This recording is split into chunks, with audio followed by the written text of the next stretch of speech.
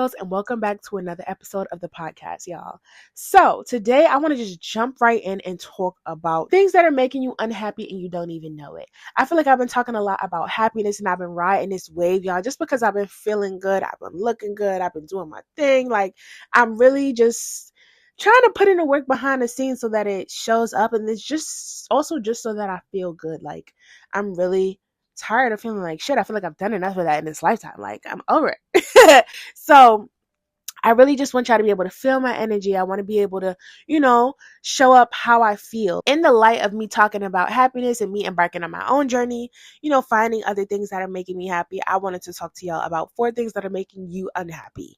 Simply because when you are on this journey, you're learning literally what makes you happy and what makes you unhappy. And I have 4 things that I just have to share. The first thing is committing to things that you don't really want to do. I feel like I spent a lot of my life doing that simply because I felt like I had to. I always tell you I felt obligated as a people pleaser to be there, to help, to show up. And a lot of times I did that at the cost of myself. So it was like I didn't really have enough time for myself, or I didn't really have enough time to complete the projects that I wanted to complete. Not only because I chose to do something else, because again, it's a choice, but also because I didn't plan my time correctly. So it was like, it's not really, you know what I'm saying? Like, it's still my fault. So for me, it really all just boiled down to how are you not allowing yourself to grow? Like, how are you still standing in your own way? And a lot of that had to do with time management. Even still, I still struggle sometimes with time management, but I feel like it's gotten much better when it comes to my personal business and my personal brand. I'm like, if it's really going to be a one-woman show, I really got to step my game up. Like, I got to do things differently. I may have to start things a little earlier. I may have to pull a few all-nighters, on days that I'm not working. I feel like I've definitely gotten a better idea of how I need to be showing up and how I need to be committing to my projects, and also keeping that in mind and not jam-packing my schedule. I feel like I was honestly keeping an unrealistic schedule. Like, nobody is really at 100% all the time. I feel like I wasn't giving myself enough space to rest, especially, how when you have your cycle and you just feel lazy and you don't want to do anything. During those times, I feel like I just had this needs to be up, this needs to be posted, this needs to be filmed. And I'm just like, girl, I don't want to do none of that right now. I'm trying things. I'm figuring it out. I'm working on not being afraid of failing. I'm working on not being afraid to miss a day. But, still showing up, still going strong. And that's where my mental is at right now. Y'all, the second thing that's making you unhappy and you don't even know it is staying silent when you really want to speak up. The example that's popping into my brain right now is when you're hurt by someone. I felt like I had a lot of moments where it's like, no, I need you to understand how I feel. Like, I need to say something to you. Sometimes you have moments where it's like, that's not getting anywhere. Like, that's proven to not work. So even just getting it out on paper. So journaling, talking to a therapist, I always tell y'all, even if you're voicing it, like just saying it. Sometimes, honestly, I just have my phone voice recording me and I just be venting. And I don't even play it back. I just delete it after, just because I needed to get it out. And then another thing is like just speaking up when you're uncomfortable, just speaking up when you have an idea. A lot of times I would shy away from sharing my ideas simply because I felt like someone else was more qualified, someone else had more experience. But no, a lot of times you have these ideas for a reason. Like, they might need your new perspective. They might need your fresh outlook. They might not have even thought about what you thought about first. Like, appreciate the fact that you thought about this. Appreciate the fact that this idea came up at this time. It might be life-changing. It might be the game changer. It might be the idea that they've been looking for. Getting comfortable speaking up and using your voice is definitely something that I would encourage everyone to do, and I really try to encourage everyone to do. It don't matter how small it is. Like, if you didn't order croutons on your salad, say that. Miss, I'm sorry, but I didn't want croutons, and I kind of asked you that. Can I get a new salad? Like, I don't want to pick them out. That's not what I came here to do. It don't matter how little it is. Speak up for yourself. Use your voice. You have a voice for a reason, especially if you feel inclined to. But work on your tone. I didn't discover this until later, because once I started speaking up on things, I'm just like, oh no, absolutely not. No. And it's like, girl, not everything needs to come across like that. Like, lower your tone, just put a little sweetness to it. Another thing, y'all, the third thing that's making you unhappy and you don't even know it is not feeling your feelings. I'm so tired of this generation. Oh, my mama. I'm so tired of this generation acting like it's so difficult to feel. It's such a challenge to feel. Nobody wants to feel. Everybody wants to be numb and just go through life not feeling, not loving, not caring. Man, If y'all really want something of value, you are going to have to unlock that Pandora's box, babe. I'm sorry to tell you that. Like, if you really want to get somewhere with somebody, if you want to have years, if you want to, you feel me? Some of that might call you to deal with your own shit. And I get it. A lot of people don't want to deal with their shit. So a lot of people go, where they comfortable. But I will say this, if you are really looking for something of value, if you are looking for something that can't be phased, can't be touched, if you are really looking for your person, like who's going to help you show up as your best self, who's going to help you elevate, who's going to help you empower you, encourage you, do all of the things, you have to become that person first. And how do you do that? By facing yourself, by facing your emotions. I feel like feelings is just such a curse word nowadays. It doesn't even really have to be like, oh my God, I'm scared to admit that I love you. But there's a lot of situations where people try to act like they're not hurt. Me? I'm going to say it with my chest, but you hurt my feelings and I don't like that. Or but you hurt my feelings and I don't fuck with you. Like, I'm 110%. Or I don't really like how you said that.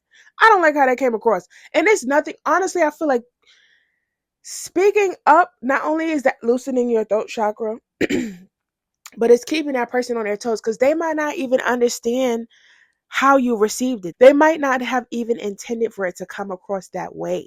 You feel me? So it's like when you say something, it's like, hold on, you trying to play me? You trying to be funny? Like I feel like there's so many different ways you could go about it, but still just speaking up and having that voice is so important. Why do y'all keep trying to act like people is not hurting y'all? Why do y'all keep trying to act like y'all just walking through life unfazed, unbothered by every little thing? The gag is you're really bothered and you're acting like you're not bothered. And that's a problem. That's a problem. Honestly, it's a bigger problem for you than it is for me. So if you want to keep pretending, that's on you. But listen, this is a safe space. Do what you gotta do, girl. We could cry about it. You could lie about it. I don't know. But girl, we feel feelings over here, respectfully. And I'm gonna hold your hand when I say this. The last and final thing that is making you unhappy and you don't even know it is the fact that you keep deeming yourself unqualified for these opportunities that God keeps sending your way. Girl, you keep deeming yourself unqualified for the opportunities that God keeps sending your way.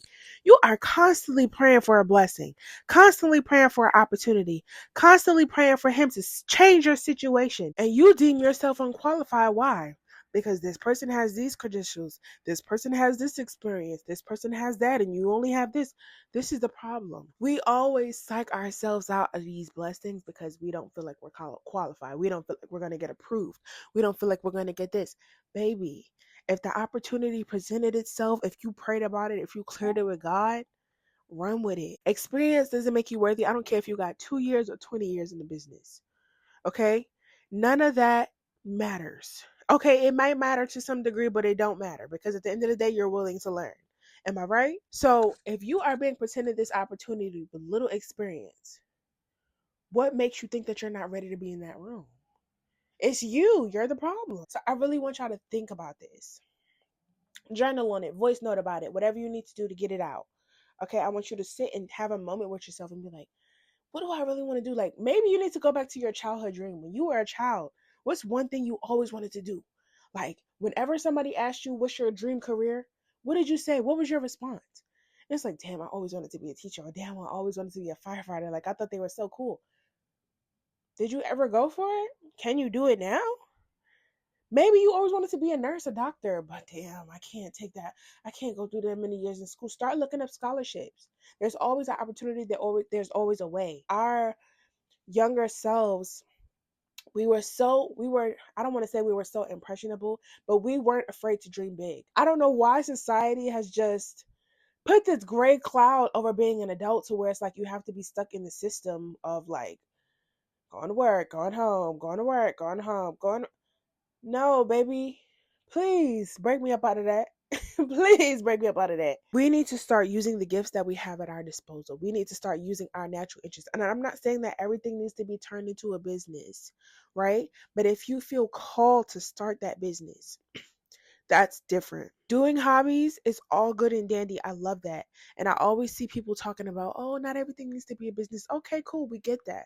But there is a difference when you know in your heart of hearts that you are literally being called to this thing, that you are literally being placed in front of this thing every single day, that you can't stop thinking about it, that you can't stop dreaming about it. You see yourself in this life. You see yourself doing these things.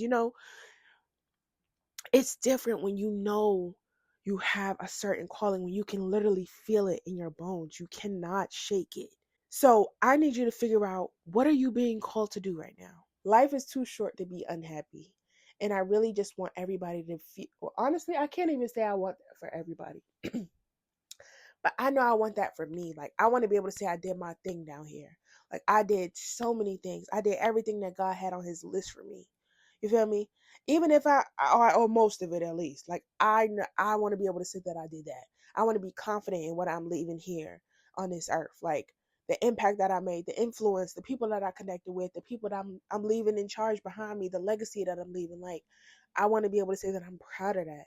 You feel me? Like, I really don't play about, like, I really all of that starts with you investing in your happiness. When your kids see, oh, my mama go to Pilates every day, or my mama cook every night because she loves playing her music, or I cook like this now because I always remember my mama being in the kitchen cooking her meals to her music and this, that, and the third. These little routines that we're working in now are building up the routines that we're going to have when we have kids. Now, granted, they might change because, adulthood changes a lot, but the little things that you do for yourself, people notice that. Kids notice that. And I always bring up kids because I've always said that I wanted to be a mom, so I always try to incorporate kids in everything. And then also, like, I have little ones looking up to me as well. I always said that my little cousins inspired me when they changed their hair color.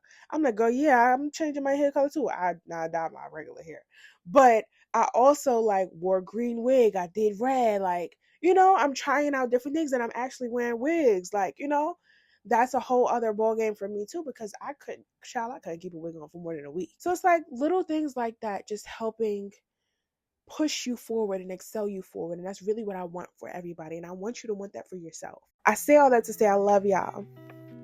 Okay, I want the best for you. I can't wait to see you in the next episode. And I hope you join me here next week because I love having you. Don't forget to stay beautiful, stay blessed. I love you. Bye.